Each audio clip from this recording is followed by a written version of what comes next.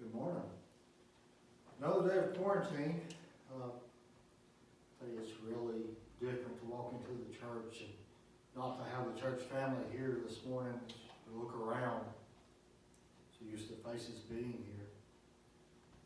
I was listening to the song. It says, "What's the sun set free is free indeed." And we are this morning. We'll be in 2 Corinthians 12 and 7. Talk about the thorn in Paul's flesh. Starting 7, unless I should be exalted above measure through the abundance of the revelations, there was given to me a thorn in the flesh, the messenger of Satan, to buffet me, lest I should be exalted above measure. For the thing I besought the Lord thrice, it might depart from me. And he said unto me, my grace is sufficient for thee. For my strength is made perfect in weakness. We'll stop there. Through everything we've gone through, things that Paul went through, he was stoned, he was beaten, shipwrecked, and through it all, God's grace was sufficient. And we spent the week with some victims of the tornadoes that went through, and you see a lot of people lost everything they had. But when you see them starting to rebuild, starting to get things back, you see God's grace is sufficient.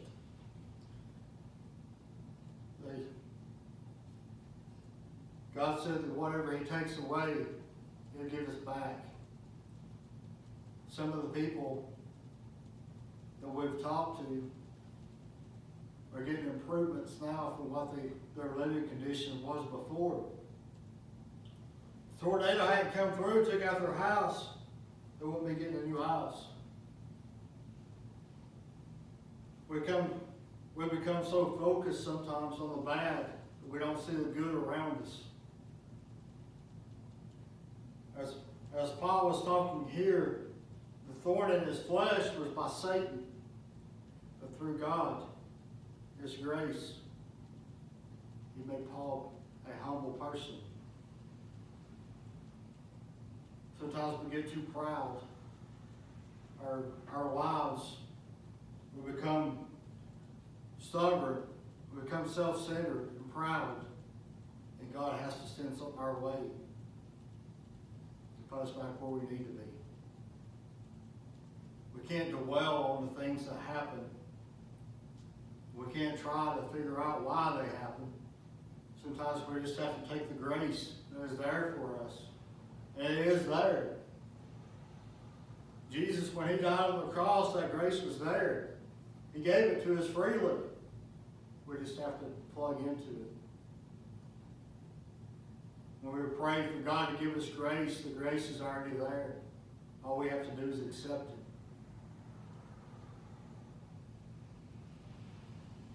Our lives, many times, that we become stubborn and self-centered. We become proud. We start saying, look at me. Look at what I've done. Look at what I can do. There's no room in I. If I is what your life is about, then there's no room for God.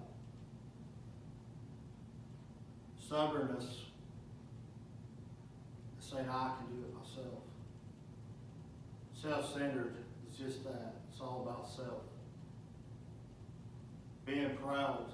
There's a difference in being proud of what God's given you and being proud of what you've done. I believe it's in Matthew 24 where God says, suffer the children to come unto me, and forbid them not. For such is the kingdom of heaven. Never wondered what he meant about the children being the kingdom of heaven. It's not because they're innocent. If you've ever been around kids, they're not innocent. They get quiet, you better find out what they're doing because they're into something. But the children are needy. You can't turn a small child out, and usually we got small kids running around everywhere.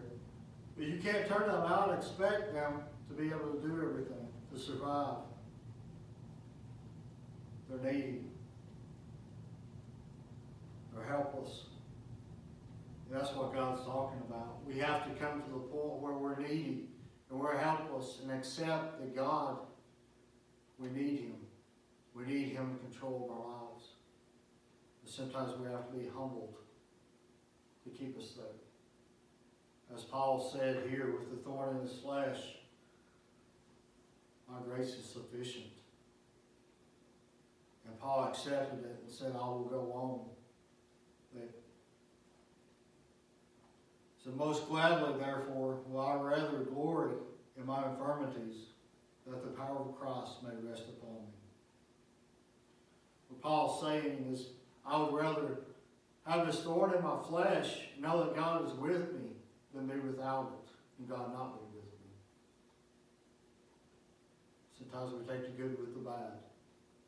Bad things happen in our lives, and it's up to us to accept them. It's up to us to keep ourselves where we need to be with God, to accept His perfect plan. Sometimes we pray and pray for certain things in our lives to happen, and we become too focused on what we want the plan to be, what we want God to do in our lives, that we don't see what's going on around us.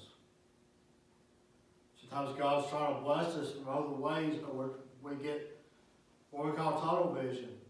And you can only see the one thing you're praying about.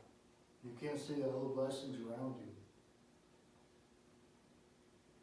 We pray for something to happen in our lives. And it's happening beside us, but we can't see it.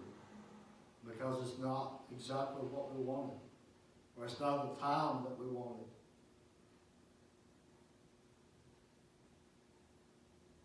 Our human minds cannot take the big picture of what's going on in the universe. God can. And He knows when the timing's right.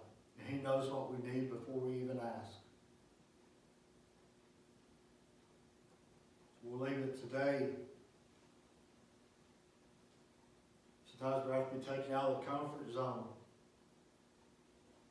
so that the grace can be worked in us, so that God can work with us.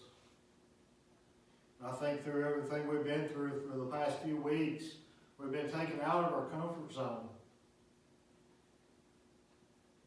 And if we take the start away, we're going to be blessed. Is taking out of that comfort zone and turning our lives back to God.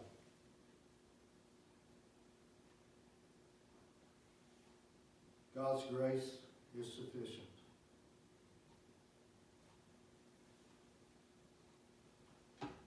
We have to really watch ourselves and make sure that we're not becoming proud and self-centered. I leave you today. One thing that I always taught my Sunday school, and I miss them being here, the things that's going on in our lives, are we drawing closer to God or farther away? Are we reading our Bible like we used to? Are we praying as much as we used to? If we're not, then what's in our life that's causing us not to? Satan will put stuff in our lives to pull us away from God. He'll put stumbling blocks there. He may put people in our lives or things in our lives to make us stumble and to get us farther away from God. But this morning, let's look at our lives. If we're not drawing closer to God, then what are we drawing close to?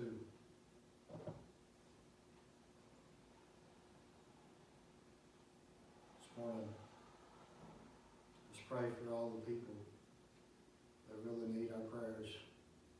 They're starting to rebuild their lives because they have lost everything.